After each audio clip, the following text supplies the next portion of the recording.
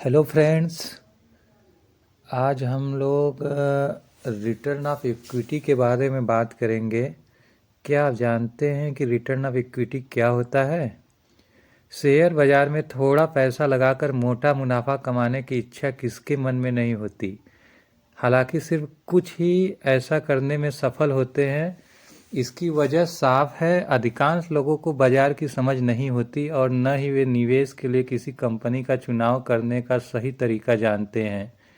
Share बाजार में listed कंपनियां हर तिमाही अपने नतीजे जारी करती हैं, जिससे उनकी वित्तीय स्थिति के बारे में पता चलता है।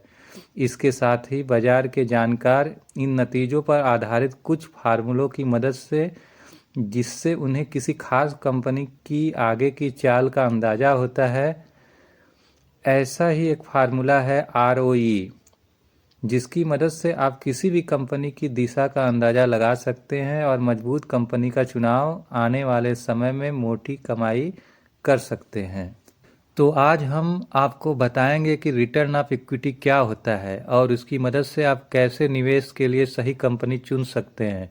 दरअसल रिटर्न ऑफ इक्विटी किसी कंपनी के प्रदर्शन और लाभ को मापने का सही तरीका होता है। इसके जरिए हम ये भी जान सकते हैं कि किसी कंपनी में निवेश फायदेमंद रहेगा या नहीं। रिटर्न ऑफ इक्विटी वाली कंपनियां ये इंगित करती हैं कि उन्होंने शेयरधारकों के पैसे का कितनी कुशलता से इस्तेमाल किया है। अधिक ROE बरकरार रखने वाली कंपनियां ये भी बताती हैं कि उन पर कर्ज कम है और ब्याज का खर्च भी बेहद मामूली है।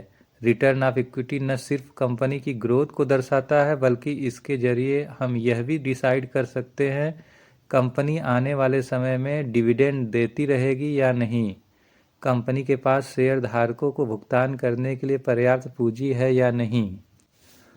अब यदि हम रिटर्न ऑफ इक्विटी को आम बोलचाल की भाषा में समझने का प्रयास करें, तो इसके लिए मान लीजिए हमारे पास कोई एक शेयर है जिसका नाम यक्स है और उसकी रिटर्न ऑफ इक्विटी यदि 13% है, तो इससे ये पता चलता है कि शेयर धारकों के हर 100 रुपये के निवेश पे कंपनी ने 13 रुपये का मुनाफा कमाया है।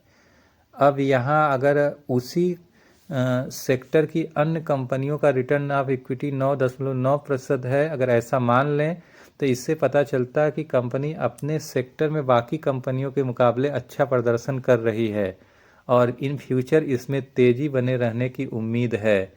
अगर औसत सेक्टर का रिटर्न ऑफ इक्विटी मान लीजिए 14 है और हमारे कंपनी का रिटर्न ऑफ इक्विटी 13 है, तो इसका मतलब हुआ कि उसी सेक्टर की अन्य कंपनियों के मुकाबले हमारी कंपनी अच्छा प्रदर्शन नहीं कर रही है।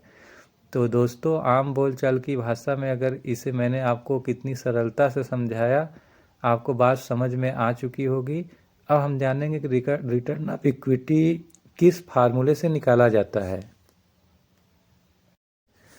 रिटर्न ऑफ इक्विटी निकालने का तरीका बहुत ही आसान है। इसके लिए पहले हम कंपनी का नेट इनकम निकालते हैं। नेट इनकम किस प्रकार से निकाला जाएगा? पहले हम लोग निकालेंगे कि कंपनी को किसी वित्तीय वर्ष में कुल आय कितनी हुई। उस आय में से ब्याज, कंपनी के खर्च, टैक्स और अन्य खर्चों को अगर हम घटा दें, तो जो आपके पास धन बचता है उसे नेट इनकम कहते हैं। अब इस नेट इनकम को शेयर धारकों की इक्विटी से भाग दे दीजिए, यानी उस कंपनी ने कितना शेयर जारी किया है। अगर नेट इनकम को कुल शेयर से डिवाइड किया जाए, तो आप जो रेशियो पाएंगे उसे रिटर्न ऑफ इक्विटी कहते हैं। तो फ्रेंड्स, आपने कितनी सरलता से रिटर्न ऑफ इक्विटी को जाना। किसी भी शेयर का चुनाव करते समय आप उसका रिटर्न ऑफ इक्विटी ज़रूर चेक करें। रिटर्न ऑफ इक्विटी अगर सही है तभी उस शेयर में आप निवेश करें, क्योंकि अगर मान लें किसी कंपनी, एक ही सेक्टर की दो कंपनियां हैं, एक का रिटर्न ऑफ इक्विटी 14 है और एक का रिटर्न ऑफ इक्विटी 13 है, तो 14 वाले रिटर्न इक्विटी का ये माना जाएगा कि अगर उस कंपनी में आप 100 रुपये लगाते हैं तो वो 14 रुपये का प्रॉफिट आपको कमा कर देगी। और जिसका रिटर्न ऑफ इक्विटी 13% है, तो वहाँ पे अगर आप 100 रुपये लगाते हैं तो वो कंपनी आपको 13 रुपये का प्रॉफिट देंगी। तो आप बताइए आप किस कंपनी में निवेश करेंगे। तो आप जिस भी कंपनी में निवेश करेंगे, कमेंट बॉक्स में आप लिख कर बताएं कि आप 14% वाले में निवेश करेंगे कि 13% वाले में निवेश करेंगे और क्यों ऐसा करेंगे।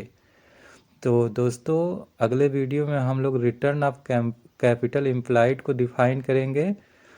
तो आप बने रहें और अगला वीडियो बहुत जल्द ही आएगा, जहाँ पे हम रिटर्न ऑफ कैपिटल एम्प्लॉयड को काफ़ी आसानी से डिफाइन करेंगे। धन्यवाद।